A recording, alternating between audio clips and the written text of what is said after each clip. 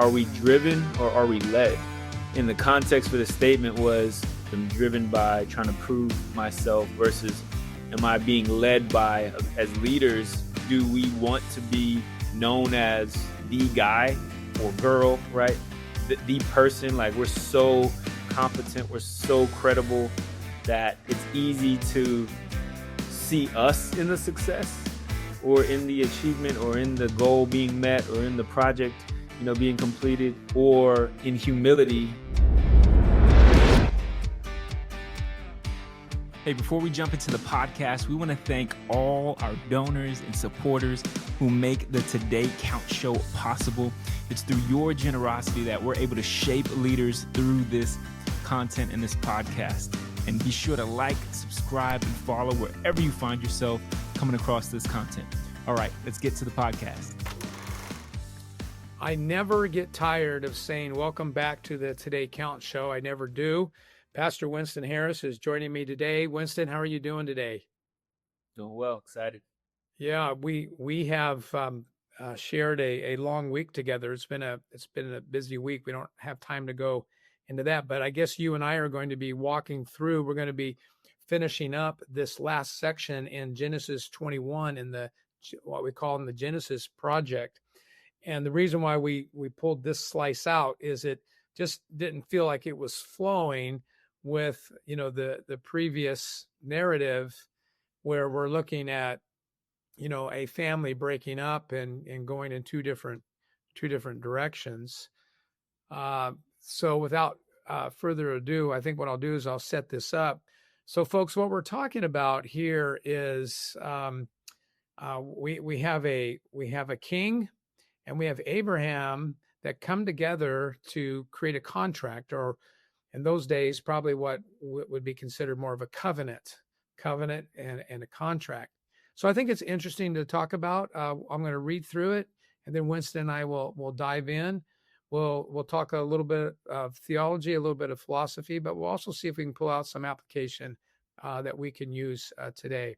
So verse 22 says this: about this time, Abimelek came with Phicol. I'm going to call him Phicol. It could be Fecal. I don't know. Phicol, his army commander, to visit Abraham. Okay, so he came out to pursue Abraham. And then he says this: God is obviously with you, helping you. He's speaking to Abraham, help you in everything you do. Verse 23, he goes on and says, swear to me. This is strong language. Swear to me in God's name.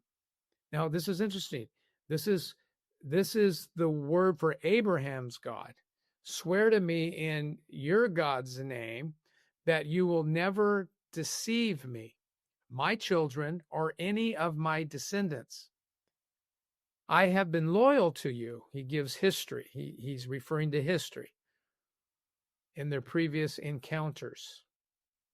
So now swear that you will be loyal to me and to this country where you are living as a foreigner. Remind me to talk about loyalty, Winston, when I get done reading this. I wasn't thinking about talking about that today, but I had a conversation earlier today with somebody who told me that he values loyalty, and I asked him, loyalty to whom? Loyalty to what?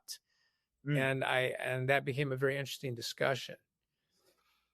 We live in a soundbite world, and so I think we need to hold one another accountable to our sound bites, right? To go a little deeper than that. So then Abraham replies. He says, "Yes, I swear to it." He swears to what? He swears to not deceiving Abimelek and his heritage, his family. Then Abraham complains. So after he says, "Yes, okay, I'm in agreement. I don't want to do that to you." But then he brings up a topic. He says, then Abraham complained to Abimelek about a well that Abimelek's servants had taken by force from some of Abraham's servants. The king replies this way: this is the first I've heard of it. So he claims ignorance. I'm going to believe him at face value at that, especially since he is coming with this reverence for Abraham's God. And frankly, the God that, he met, right? I have no idea who is responsible, he says. You have never complained about this before. It's almost like, well, why didn't you tell me about this before? Why are you bringing this up now? Verse 27, Abraham then apparently doesn't seem to respond to that, except that he goes into action, kinesthetic action, movement. Abraham then gave some of his sheep, goats, and cattle to Abimelek. So I assume the conversation continued. And so the author is just skipping down to this next event. Abraham then gave some of his sheep, goats, and cattle to Abimelek. Why? And they made a treaty. So it seems to be connected. That now they're going from swear to me, you don't hurt me, I've been good to you. Now he says, I agree, but then there's an exchange. But Abraham also took 7 additional female lambs and set them off by themselves. Abimelek asked, why have you set these 7 apart from the others?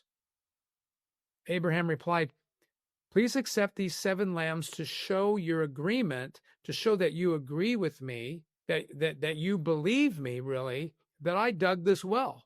Then he named the place Beersheba, which means well of the oath, because that was where they had sworn the oath. Verse 32, it says, after making their covenant at Beersheba, Abimelek left with the commander of his army, and they returned home to the land of the Philistines. Then Abraham planted a tamarisk tree at Beersheba, and there he worshiped the Lord, the eternal God, to be clear.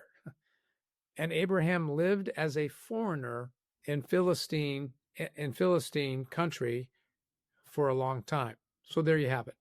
So this chapter ends with 2 people who knew each other, 2 leaders who knew each other, who had previous encounters. They were a bit scary as well.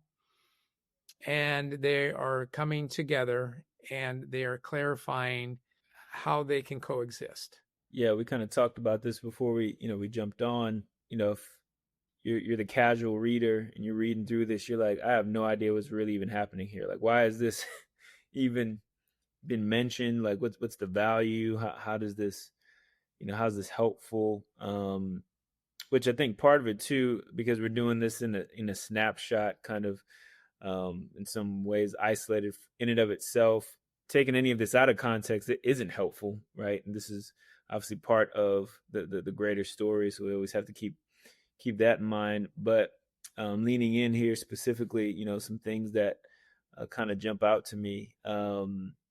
This idea, the statement, God is obviously with you, helping you in everything you do.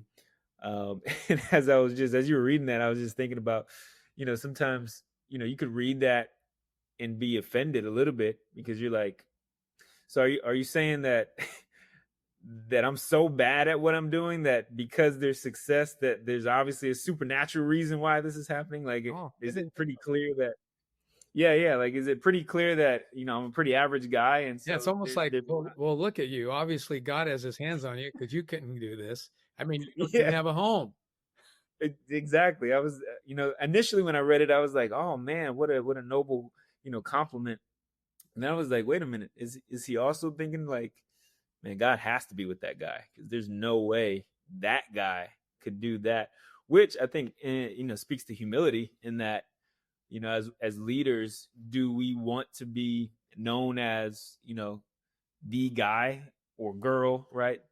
The person, like we're so competent, we're so credible that it's easy to see us in the success or in the achievement or in the goal being met or in the project being completed, or in humility in the way we carry ourselves, in the way that we receive celebration, the way that things play out. Not that we're incompetent or insecure or poor stewards, but is there something that is obvious about the fact that God is with us, that we're led by something beyond ourselves? I heard this recently and it's been kind of messing me up as I'm processing it, but are we driven or are we led?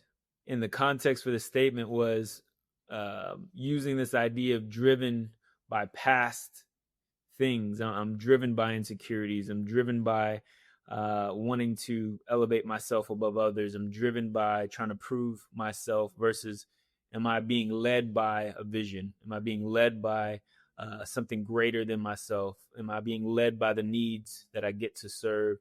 And so I think sometimes you can obviously see what presence is on your leadership, what presence is being a catalyst to the things that are happening in your life and in your leadership. And so, yeah, I just think it's an interesting statement. Obviously, what was obvious? Why was it obvious? And even thinking about our own leadership and our own, journeys, like what is obvious about our lives, right?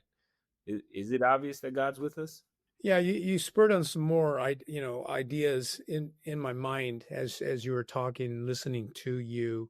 I think about when you read through the stories in the Old Testament, and as Israel continues to make their move into the Promised Land, uh, God reveals Himself to many of these kings and nations, to where some of them said like this example, their theology was wishy-washy at best. They were trying to figure it out, right? They had a hierarchy of gods. They would sacrifice. It's not like they were atheists. They were not atheists, at least the majority, that we read about. And then Abraham's God makes Himself known in dreams, in men like Abraham, where, yeah, you can't touch Abraham. If you touch Abraham, you touch Abraham's wife. Yeah, you're dealing with me. So he is getting the attention. It's interesting, today is that if you think about our culture today, whether you're talking about the Western culture, or even internationally, how is God making Himself known today, where kings of other nations or even our own take a step back and go, wait a second, there is something to this? That doesn't seem to be in play right now. Right now, there seems to be some bristling. There seems to be lines drawn. There doesn't seem to be a desire to create a covenant. This kind of thing. I didn't think about that, until we talked a little bit more. So I think we've established one thing out of this. Number one is that when you follow God, when you believe in God, when let's just start at its most principal place. If you believe in God, that does something. I'm not talking about the gospel. I'm just saying, if you become a God-fearer, if you believe God exists, ideas have consequences. And so that moves you forward. And then at some point, you are confronted by the gospel, which is basically God has made Himself known through more clearly through Christ. Why? And then that is explained, that there is a chasm that has been created between God and man, and Jesus is that bridge, so to speak, that gate, that savior, for us. And then I think it goes to the next step, that if we follow in that way, that will have consequences that will stick out, because more and more it is in contrast to culture. And as we know, Winston, if you take, the story of Shadrach, Meshach, and Abednego, it wasn't their dedication to God that got the attention of that those foreign leaders. It was their dedication to God in that place. If they were doing that in Jerusalem, no one would even look that way. But now they're doing it in a foreign land, and it's opposite of what everybody else is doing. So it sticks out even more. Thought: the United States of America has benefited, regardless of where you stand on whether we were, there's all kinds of arguments about, whether we were founded as a Christian nation or not, and people are still arguing about that and throwing mud at each other, about that. We can certainly say, without any, we can certainly say, without checking our brains out, that this nation has benefited from the Christian message, has benefited from Christian mission work, has benefited from the establishment of law and order going as far back as the Ten Commandments. And so in that way, I just think that, and maybe that's why the fight in America is so strong, because if you believe that, that is God showing himself. But if you don't believe that, and then you can reject the idea that God has blessed us. Instead, something else has blessed us. Or, of course, many don't believe we're blessed. Many don't. So I'm not trying to push towards politics as much as I am talking about culture. And and so here is this clash between Abraham's and his clan is a culture clash with Abimelek and the Philistines. Where my mind goes with the standing out in culture is Matthew 5. Jesus is talking about being salt and light, and he's using language that the audience would know in that day that salt was a preservative, and specifically there were no fridges back then, right? So you're not just putting meat in the fridge to make it last longer, but you're actually wrapping it in seaweed to preserve the meat, and then once it ran its course, loses its saltiness, as Jesus goes on to say, what is it good for? It gets trampled under feet. Well, the houses were kind of staggered in the cities back then, and people could literally walk on the houses as they would walk on steps. So people would toss the seaweed on the roof only to be trampled. And this idea, this parallel, this word picture that Jesus is trying to speak to the audience of the day and to the believer today is that we're to be preservatives set in the places he sets us, right? And so we're in culture. God places us strategically in culture, the jobs that we're at, the neighborhoods that we're in, the schools, wherever you travel, your supermarkets, your coffee shops, all of this has purpose. God is, this master designer. So he's placing you in these spaces in culture, your culture, the culture of following Jesus, the values that you understand biblically, the way that you go about the normalcy of your life creates the opportunity to preserve God's culture within that, but also you are a beacon of light, if you will, salt and light. You are drawing people to yourself. People will notice that you're going about what you're doing differently because you are placed in a culture that is operating from a different source, that's getting their values from a different place. And so what I think is interesting about this, God is obviously with you, is sometimes we make our faith so grandiose. We're trying to be this superhero. We're trying to be the Avengers. And Jesus tells another story about what the kingdom of God is like, and it's like yeast, this invisible kingdom that still grows. It grows from the inside out. It's not this, super powerful, loud kingdom. It's this subtle kingdom, but it's still effective. And I feel like it's such a perspective shift that sometimes we abdicate the responsibility of just being obedient and doing what we know to do, even in the simple, mundane moments of life, because that's where the kingdom moves forward. It's not in this, man, do I need to move to a whole nother city to get this job that maybe will make me the CEO and then I'll really be able to make a difference? It's no, do you see the person in your coffee shop that you can tell their demeanor is different? And you just, hey, can I pay for that coffee? Like it can be that simple, but that powerful. And it's being different, having a different culture in the midst of culture, being biblically, scripture says being in the world, but not of the world, right?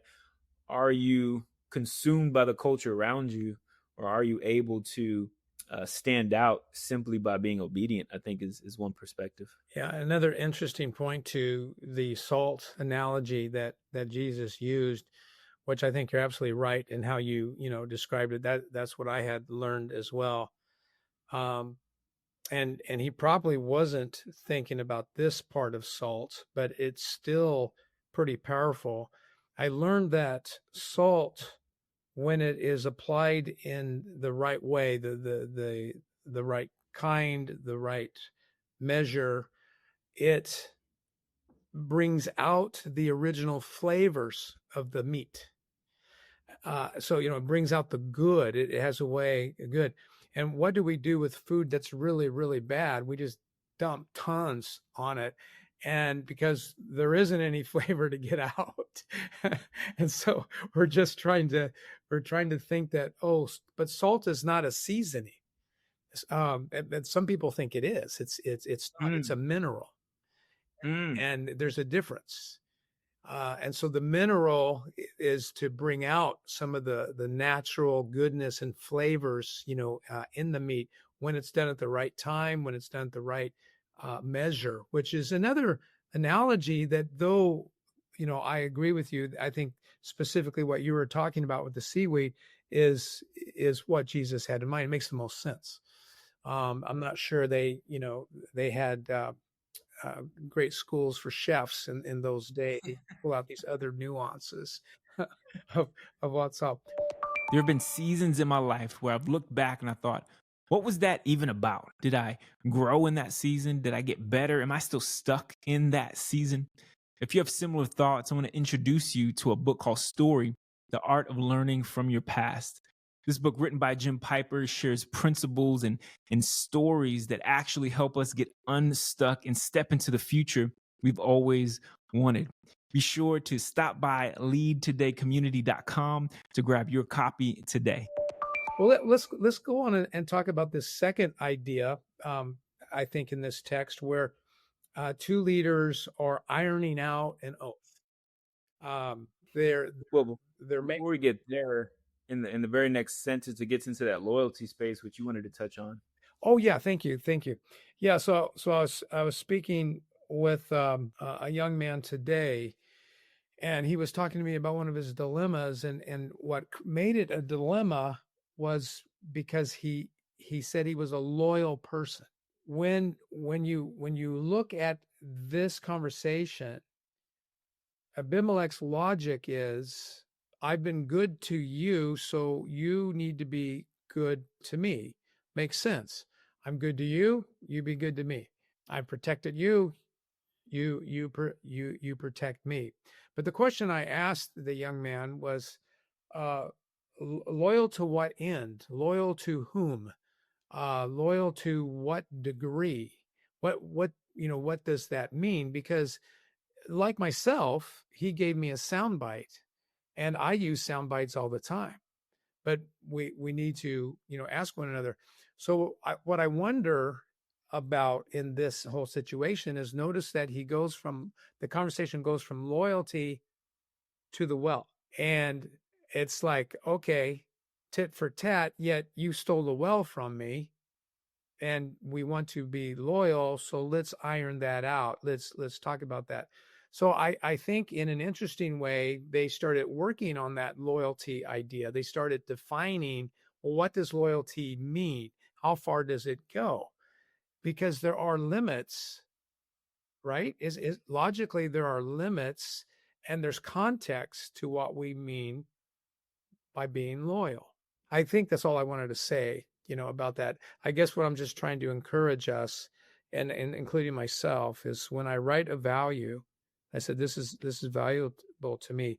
I need to do a little more work and say, well, what does that mean? And where is my head at? Because if I throw loyalty out to you, your head might be over here and my head might be over there. Because I think it's very possible that we could talk about loyalty, agree, and go in two different directions. Loyalty could mean to you, don't ever talk to me about anything that makes me uncomfortable. Whereas loyal to me says, no, I owe it to you to talk about things that are uncomfortable. There's two ships passing in the night. Then one accuses the other of not being loyal. So it can be a very broad word, is is what I'm saying. And so that's what we see here in this contract, where they're ironing out some current misunderstandings, according to the king, ignorances, and those things needed to be. So I thought that was interesting, as well. Yeah, I think I've heard it said clarity is kindness. Yeah. That's good. I and think that's what's happening here, right? They're trying to clarify. and I think that's, I think that's great leadership, to understand when there's not clarity and not be afraid of confronting ambiguity. But sometimes, I would say for sure, I've been in spaces where you can kind of hide in ambiguity because it's easier to kind of avoid the potential, tension that comes with having to get clear, because you're coming at it from one angle and I'm coming at it from another angle, and whether I don't have the energy, I don't want to engage at the work it requires to get clear and get on the same page, or for various reasons, I think people try to circumvent clarity. People abdicate their responsibility. Leaders abdicate responsibility. I mean, you can go as far as, you're in a marriage and you want to shortcut the conversation you need to have to get on the same page because you're too tired from work, or you don't know how to navigate your emotions and your spouse's emotions. And so I just think there's even a little, a principle here about the type of leadership that is required to move towards the conflict, to move towards and fight for clarity, because to avoid it is only to prolong what's going to happen anyway. Yeah, I think there's a perceived insecurity going on both sides of that equation. I think that when you lean into a relationship trying to clarify, it can sound like you're insecure. Yet, if you don't lean in, are you not practicing insecurity because you're afraid that it could turn to this or turn to that, or you could be, or you could simply be afraid of being viewed as insecure. And so, you stated earlier about humility, and I think that's at play here. What I think is interesting too, that we can add to this, Winston, is that in banking, in when studies have proven this time and time again. If you buy your house with 0% down, the possibility of that house going into foreclosure is higher than if you have an FHA. I don't know what FHA asks for anymore. When I was younger, it was like 3% down or something like that. I don't know what it is now, but you still had to put some money in the game. And somebody who's buying a house FHA, even though that may not be a lot of money, it's a lot of money to them. And so the defaulting on FHA loans is lower than 100% financing. But then if you put 10% down and you put 20% down, the more you put down, the greater the odds of that loan being paid on time and paid up. And so when I see Abraham giving the livestock over, I kind of see that as a pledge. I kind of see that as skin in the game, so to speak, because naturally speaking, I would think if you put it on paper, Abimelek could wipe out Abraham and his group. Maybe not. Abraham's got a winning battle record, so maybe not. And obviously in Abimelek, he knows that there's this God named Yahweh on his side, so he doesn't want to deal with that. But if you're just talking about human benefit, and of course this whole thing ends, and you're going to talk about that, this whole thing ends with the king pointing out to Abraham, remember, you're the foreigner. It's almost like he let that hang there. Mind your manners or something, which I think Abraham does. I think he confronts it, which a relationship is what we're talking about. But he also now gives this down payment, right? This, it seems to me, using today's terminology. So that that makes sense. At first, when I read it, I'm going, okay, well, the king's coming to him. Why is he giving him, livestock?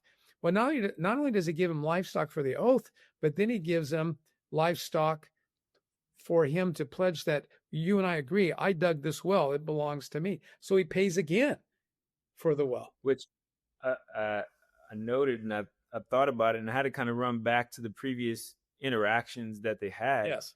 And I was wondering if Abraham was so insecure about his deception prior to this interaction, right? Because he lied about, him and his wife and the whole thing, and it almost cost Abimelek, God was going to kill him and all this stuff.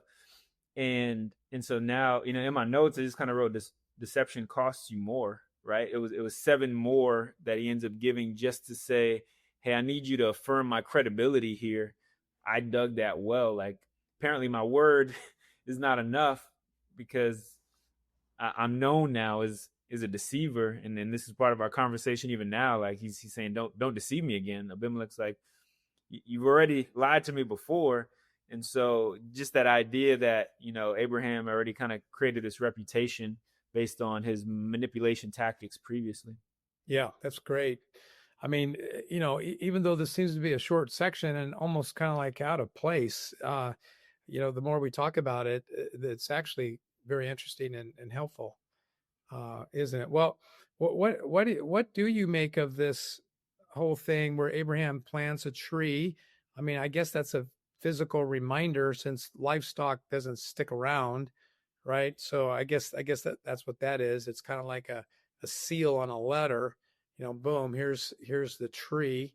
But what do you make of this comment? And Abraham lived as a foreigner in Philistine country for a long time.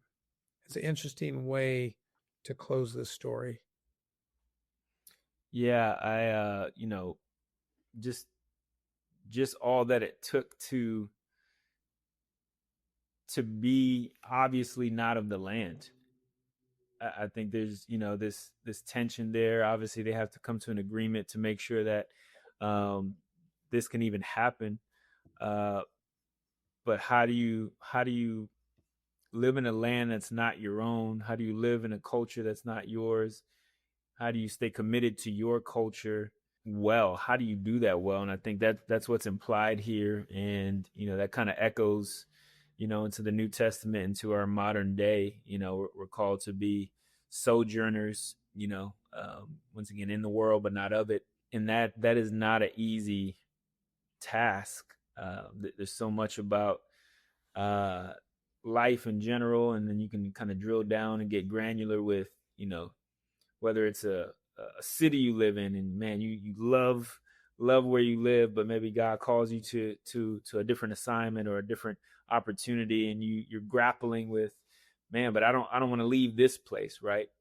To the general, kind of idea of really being so fixated on, the things of this world and this life, and the way that, you can, quote unquote, be fulfilled or be satisfied by, money or power or status. It can get that grandiose, or it can get, super granular. But I think there's this constant tension of choosing, to be a foreigner, choosing to not take root in a place you were never meant to be forever. Yeah, I think our walk with God has taught us a couple things. One is that one thing God does in all of our lives is he's going to stretch us. So that would be a general principle. He's going to stretch us. But he can use the same topic to stretch us in different ways from person to person. So for example, some people want to move away because they think if they move away, their life will be better. So they run from their situation just to find themselves there.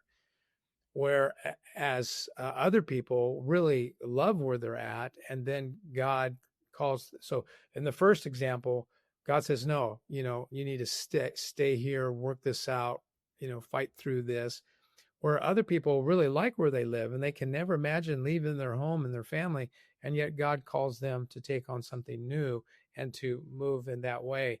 And I think it's important for us to all realize that is how God works. Ultimately, Scripture makes it clear that He wants to see us grow into the image and likeness of Christ. So that's the general principle. The way He does that, also the way He does that, the way He does that is very individualistic in the sense, and that's where the relationship comes in. So He has a relationship with his bride as a whole, and He deals with His bride in a certain consistent way. And yet, as individual members of His house, He knows who we are and He knows how to lead us. And I think in Abraham's case, God had just kept taking him along. Well, I think that's a great place to start. I want to remind all of you that are listening and participating in the Genesis Project, hey, tell other people about it if you're enjoying it. And I would encourage you to go right from the first one, go back to Genesis chapter 1 if you haven't listened to this before, or if you're going to encourage others to join, to go right to Genesis 1, because we're stacking up quite a great inventory. It might be a great way to walk through Genesis in a way that you've never done before. Now, next time, we're going to be in Genesis 22, which might be one of the most disturbing passages in all of Scripture.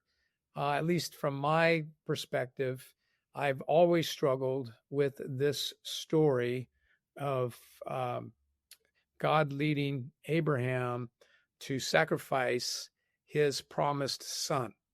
And from a human elevation, this has and still is difficult for me to understand. So hopefully we'll get the whole crew together and talk about this next time. Winston, thanks a lot for helping me with this section. Appreciate it.